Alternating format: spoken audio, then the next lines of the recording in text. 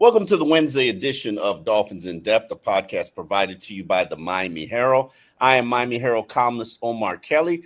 Joining me is Miami Herald beat reporter. We are helping you get ready for the Los Angeles Chargers game against the Miami Dolphins. Chargers are 3-2. Dolphins are 1-4. Season hasn't circled the drain yet for Miami, but could a loss on Sunday lead to the beginning of what should be considered a purge? That is something that we should probably start considering. 1-5 start is a bad team. Now, there have been 3 NFL teams in the history of the league who have gone on to rebound from 1-5 starts. They've been Cincinnati. Hold on, let me get the exact years. Cincinnati, Washington, and I think the Indianapolis Colts in 2018. I do not have those dates in front. I think the Commanders was okay. 2020. Kansas City Chiefs did it in 2015. The Indianapolis Colts did it in 2018. And then the Washington Commanders did it in 2020, actually finishing the year 7-9, winning the AFC East. Isaiah, if the Dolphins lose to the Chargers, do you think that there is any hope left in this season? I didn't think that there was any hope left in the season after they lost to the Panthers. So, honestly, if they lose to the Chargers as well, I think they still got a pulse. A loss to the Panthers, they still got a pulse. Yeah, but that pulse is slowly fading, right? It's you can't hear it. You know, you got to get. You can hear. You might be able to feel it. You might. I'm about to say you got to get the stethoscope and put it on your chest and go from there to see if you can, because you can't hear it just with your natural ears.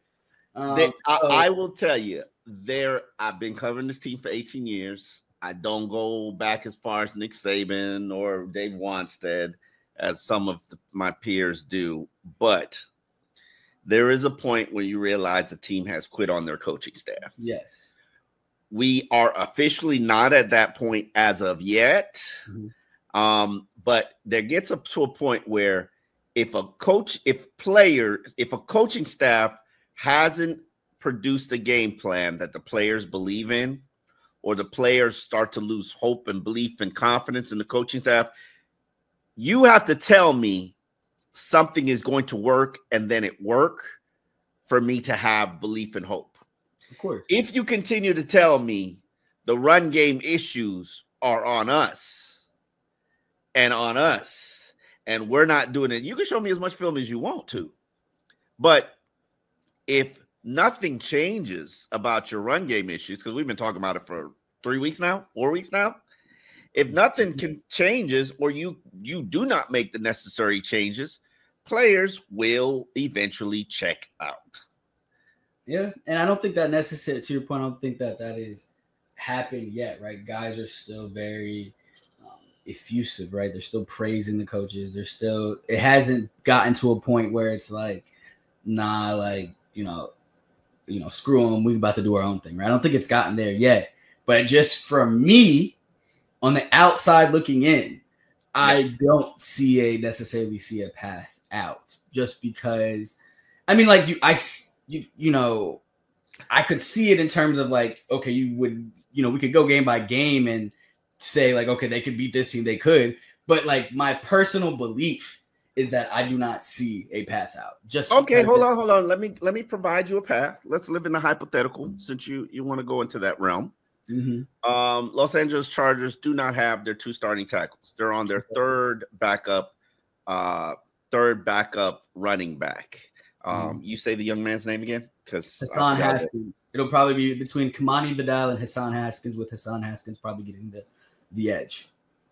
Okay. They just traded for a pass rusher because clearly they lost Khalil Mack and they don't have any pass rushing right now. Traded with the Ravens for a guy that can't remember his name. Something. It's quite ethnic, African. Hey, what, I can't say that. Let me give you his name. Since you You're gonna give me Odafe Owowe. That's close enough. That's good. Okay, yeah. Former first round pick. Hasn't really panned out, but the Ravens, which I will praise all the time for hitting on draft picks, they selected him in the first round. They actually opted into his 5th-year option.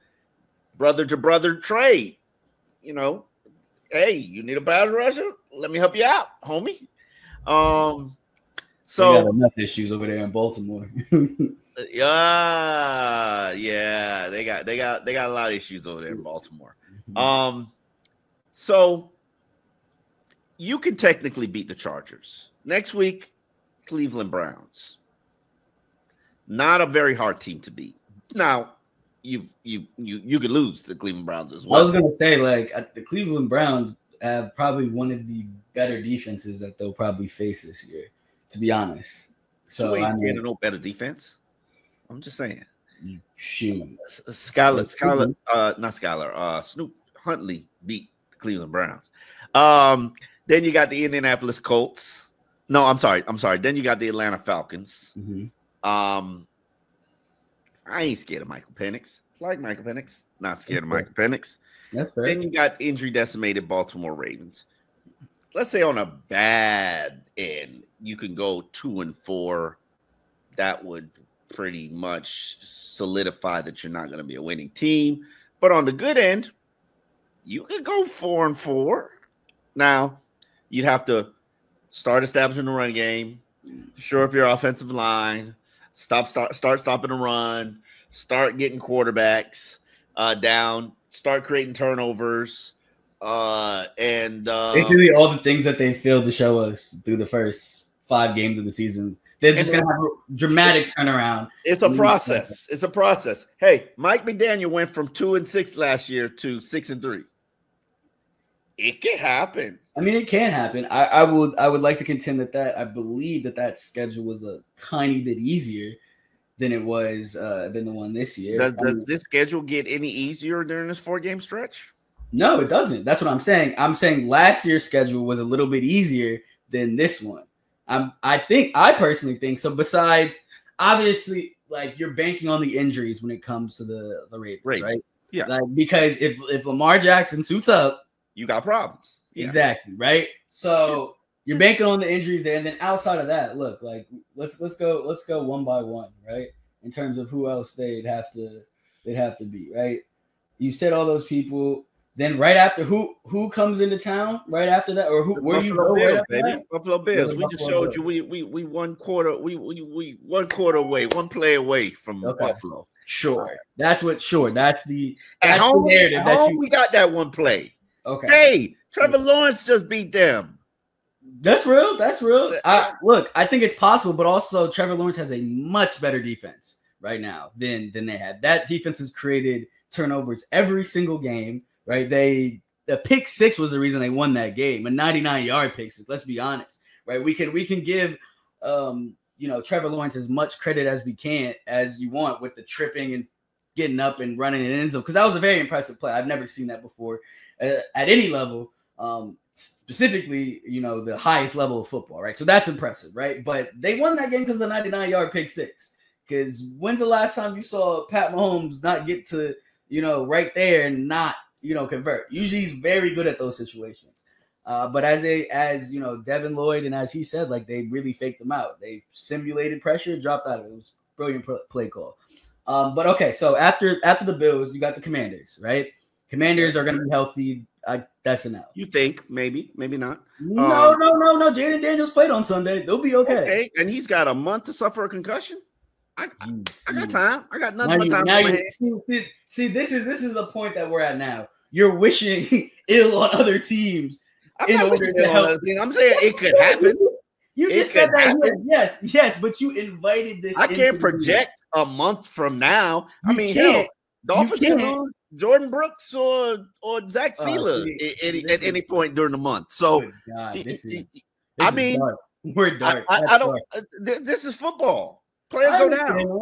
Yeah, I understand. There's no guarantees, but I'm a firm believer of not speaking things into existence. You can't be You can't, because you call some things to your spirit, to the spirits of others when you speak it into existence. And I'm not, hey, that's on you. If God forbid any of that stuff happens, y'all can mark it here. It's the week 5.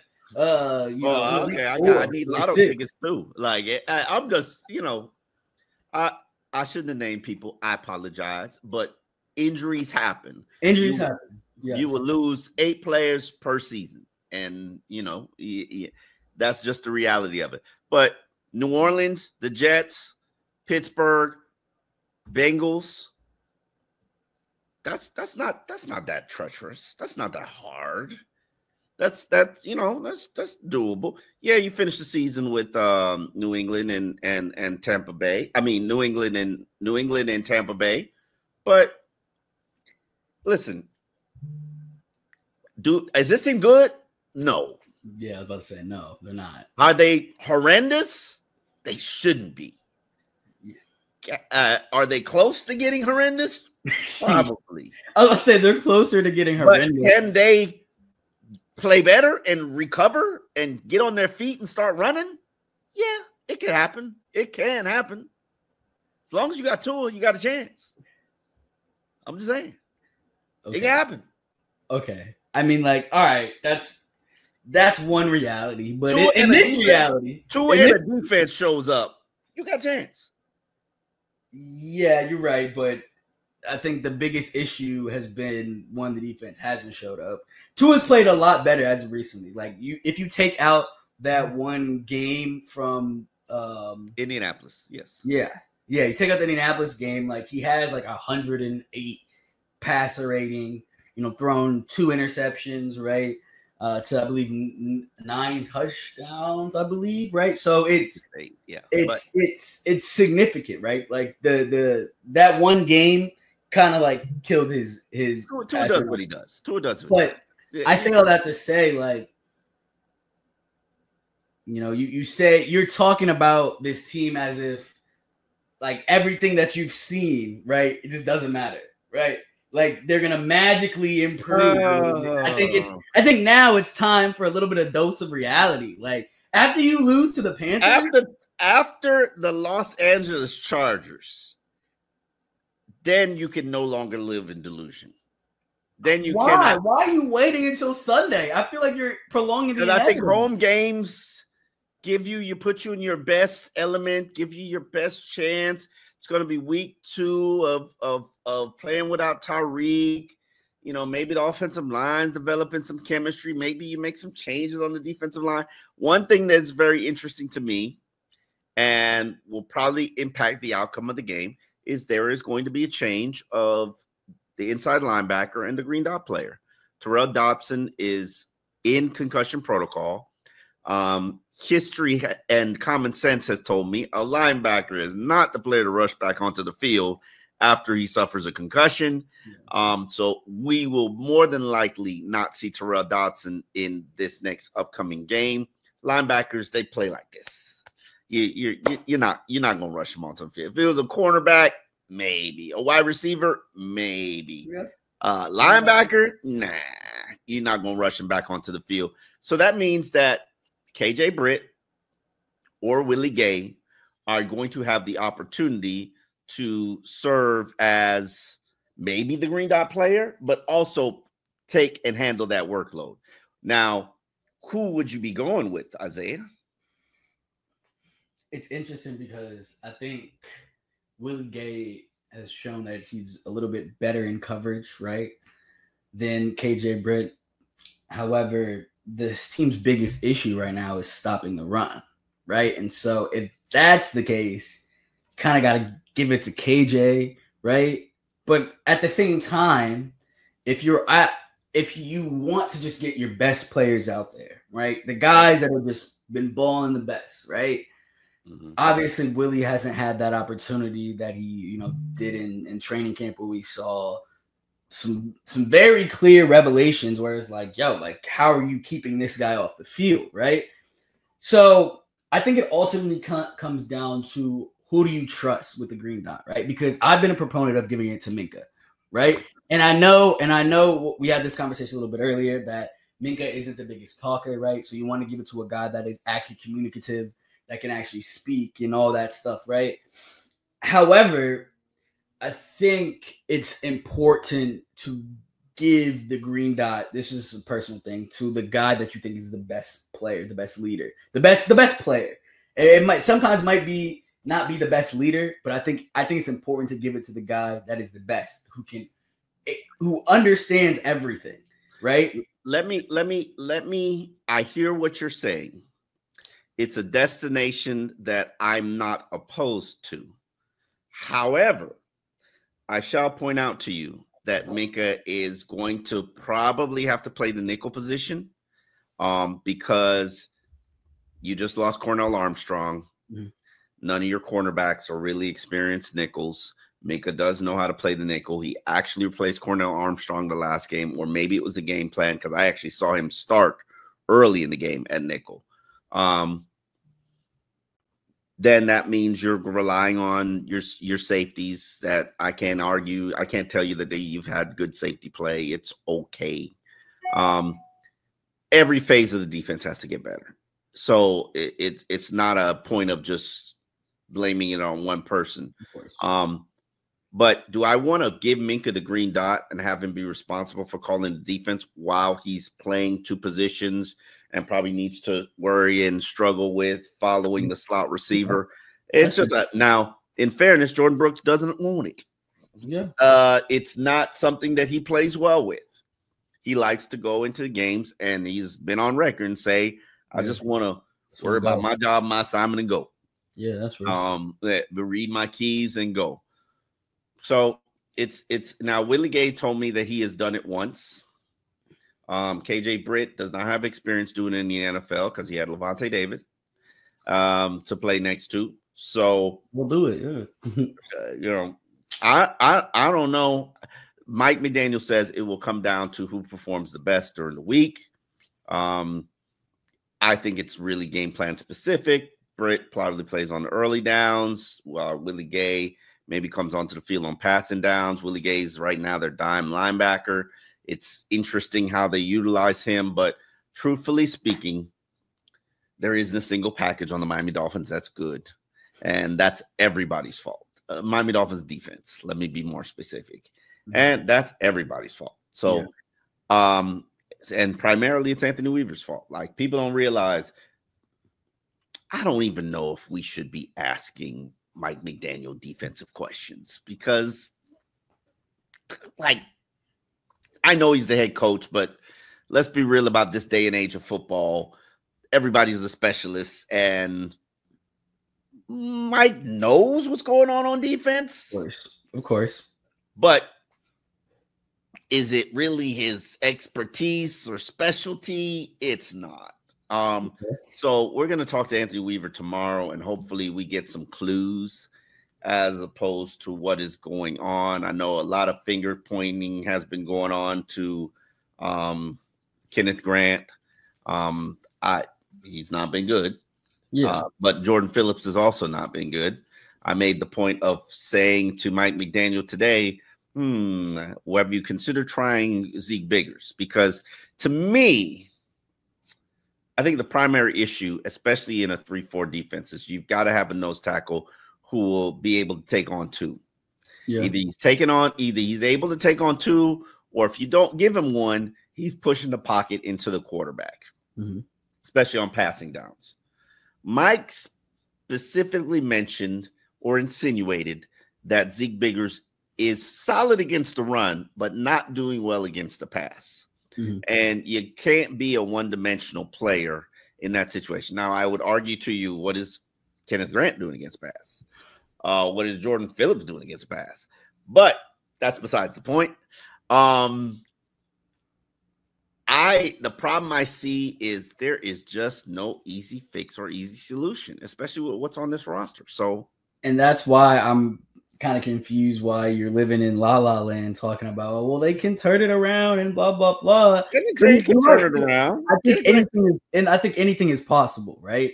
But let's just be clear and specifically say that it's a long shot, right? It's a long shot for any sort of playoff success, any sort of above 500, I think is yeah. I mean, we still got hope. We still got hope. Hope's still alive. Hope's still alive. But you have hope. I don't.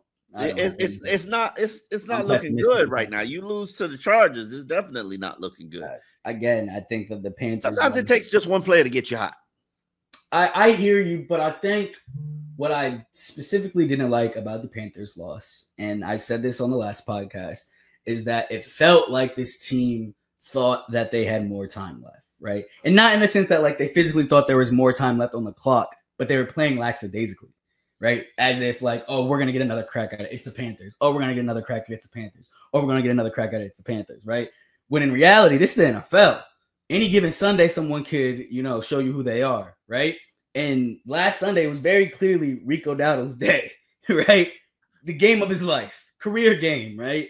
And so when certain things happen, to me, it's very evident of the character of this team, right? And I don't want to, I'm not trying to bash anybody specifically, but it's, to me, a loss to the Carolina Panthers in 2025. That team is not really they don't really got much, right? They don't. Do you? Not anymore, obviously. I thought that the guys that I thought would, and it's not even about thinking, because football is such a team sport that you can't put it on Zach Seals specifically. You can't put it on Bradley Chubb specifically. You can't put it on Jalen Phillips specifically. However, it's a compound thing. And one of the things that really stood out to me that Mike McDaniel said is look, we can blame the rookies, but if our veterans are making mistakes, it's only going to shine a even greater light on the rookies, because they obviously are making mistakes, right? But these other guys are making mistakes, and not necessarily I wouldn't say setting the example, right? But they're leaving the margin for error for the rookies much smaller. And in reality, because they're first-time players, because they're still getting used to the speed of the game, you want to give them a wider margin for error. And just with them, it's been so small, and you can really shine that magnifying glass to be like, okay, yeah. Like when the thing that I talked to you about Jonah, right? After you told me what you told me about how you feel like this team might be telegraphing certain plays, right?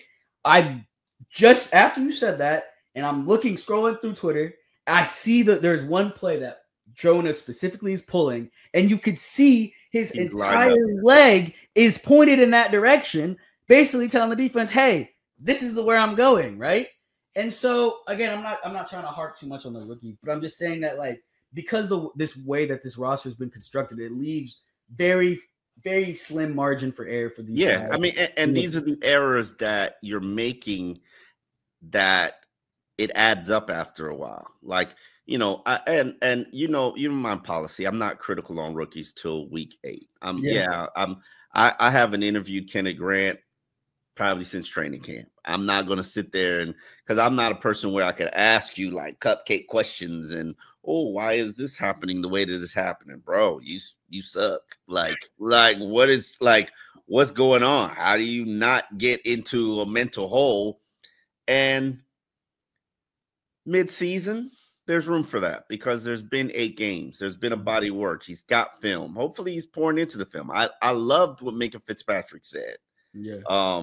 Yesterday, where I got to paraphrase it, but this is the NFL. You should take it personal. You really should. There's some bad film out there, him and Jonah. Bad film. Really bad film. And not to say that there's not bad film on Zach Sealer or Rasul Douglas or Minkah Fitzpatrick. Hell, Minkah got bowled over in the Patriots game. So, that's a career low light. That man just trucked you and ran into the end zone.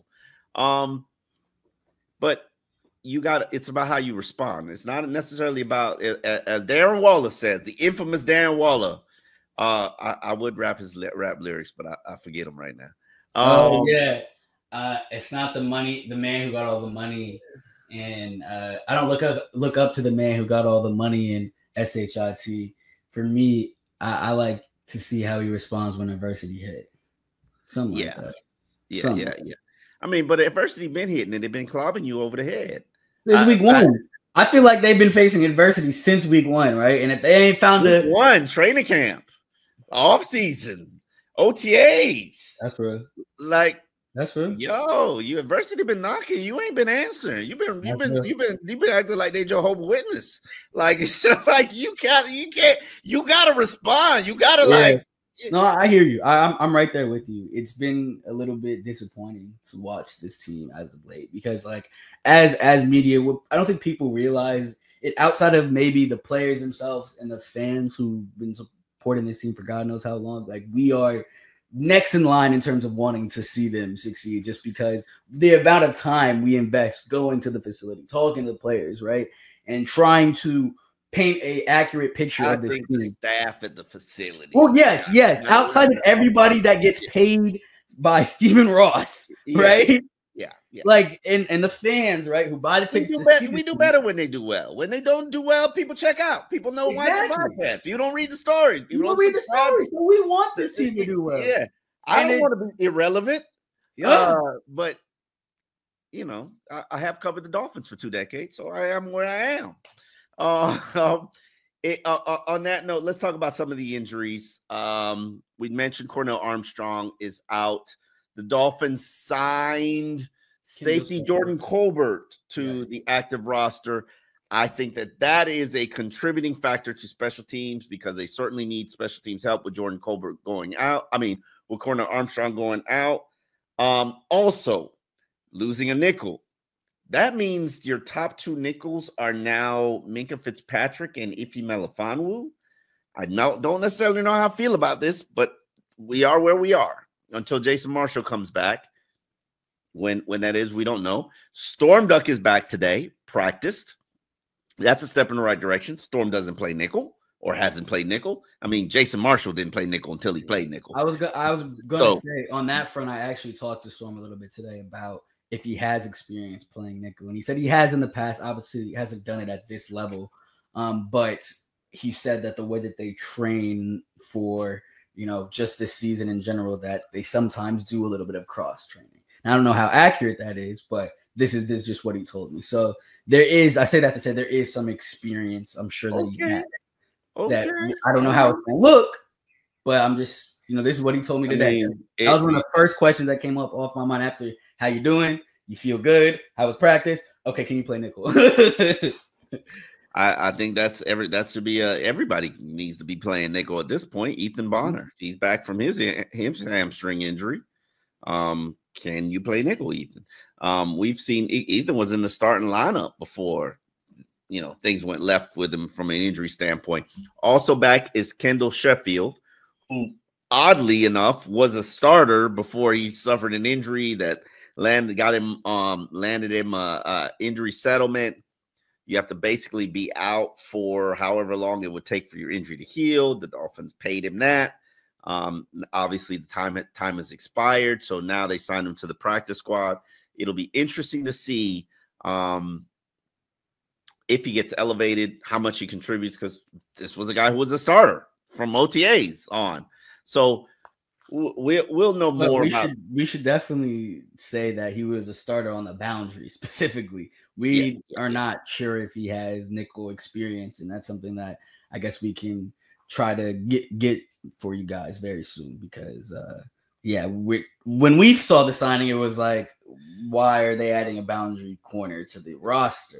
I'm sorry, to the. I mean, I would rather add a boundary. Boundaries are better than nickel, unless you're going to add a veteran nickel. And Mike Hill was a veteran nickel, and he was okay. He wasn't very good. I bet you they would have wished to have him right now. Yeah, I think he signed with Indianapolis. I'm not sure. He did. So, but listen, we are where we are. As I wrote in my Miami Hero column, and I stand on this, lose to the Chargers. It's time to have a fire sale. Everything is available, and let teams pick you apart. Wow. Get your draft picks for whoever's going to be making decisions moving forward. The one thing we do know about Chris Grier, he can make trades. He can make trades pretty well. He doesn't lose trades. On that note, wait, before we wrap, I know I'm running a little bit long, but there's a question on Twitter that I wanted to pose to you. That was asked to both of us, right? And it's kind of in reference to the fire sale. Is there any one player on this team that you would want to keep? Just one name. If you have, Yeah. Patrick Paul. You're not getting him from me. Okay. Yeah, that's fair. Okay. Yeah, nah. Yeah, that wasn't my original answer, but yeah, I think I changed Patrick Paul's $100 million player. Yeah, he stays healthy. I got him locked up for 2 years on the cheap. Yeah, he's probably gonna want to shake me down next year. I got 2 years. I got my 2-year contract. I got the franchise tag. Yeah, buddy. Yeah, Patrick Paul. That's definitely the name. Okay. Yeah, you're gonna have to give me more than one first round pick for Patrick Paul. Sorry. That's cool. I also wouldn't trade Zach Steele. I thought about it. I mentioned everybody I would be willing to trade. Players that I thought in my Miami Herald column, players that I thought that teams would be like, let me get that. Devon Achane, Jalen Waddle, Jalen Phillips, Bradley Chubb. Achane gonna want his money next year. Achane's a running back. This is your last year of cheap Achane. So get ahead of it while his value is never going to be higher. If you can, if you want to, you do have to leave some kind of assets to make this job desirable for the next GM. You can't leave like a barren roster and draft picks. Like nobody want that job. Yeah. That's so it'll unless they're getting really overpaid. But we'll see. When we get there, we'll get there. We're not there yet. We are not there yet. After the Chargers, maybe we'll be there, but maybe we'll be talking about the Miami Dolphins resurrecting the 2025 season. On that note, Dolphins in Depth, we are out, and we will see you back on Friday.